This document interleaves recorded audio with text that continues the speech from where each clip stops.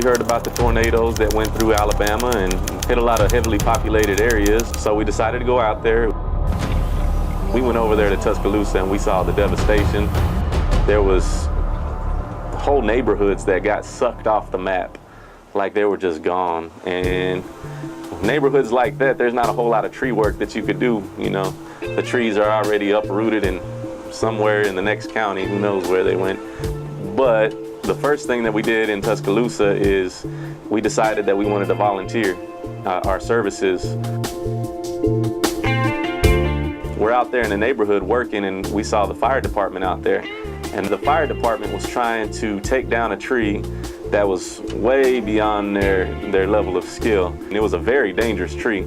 We went over there and talked to them and said, hey, you know, we're professionals, we're volunteering our services. That's how we got in with the fire department. We got in and helped them get that tree off them people's house, and that ended up being pretty eventful too.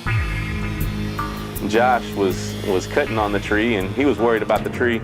The tree was at an angle like this. Josh is worried about the tree falling downwards whenever he cuts it. Well, whenever he made a couple of cuts on it, all of a sudden it started falling upwards and started raising up to stand straight back up. Yeah, that ladder's not good. He needs to go down the tree. Yeah, take the ladder away.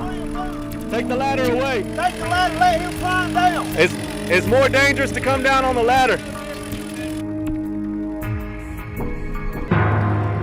It was very dangerous out there. I've never seen anything like it. I mean, every day there was another life-threatening type of job that we had to do. Like every day, there's so many different trees that I could remember us being real, you know, cautious about, knowing that they were life-threatening jobs and very dangerous. And so that happened so many times that I can't even count. Birmingham, Alabama, they call that Tree City, USA, because they got big trees. They have a lot of pine trees up there, and them pine trees get really big out there. So the biggest job, the most dangerous job I've ever done in my life, the most dangerous job I've ever done in my life. That was a huge pine tree. They said it was the biggest one in the neighborhood. Everybody had seen the tree laid over, and everybody was waiting to see who came to get it down and how we went and did it.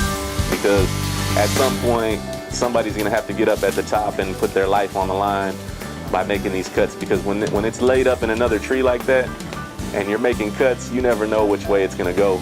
Sometimes the limb that you cut can be the only thing holding the tree down, and then it could just swing up on you.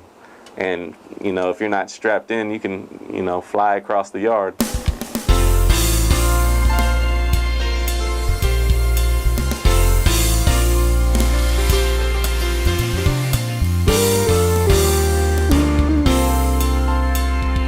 Danielle just really stepped it up, and he went up to the top of that tree himself, and he started taking it down one piece at a time. He did it a little bit slower than we would a normal job, but it's because his life was literally on the line.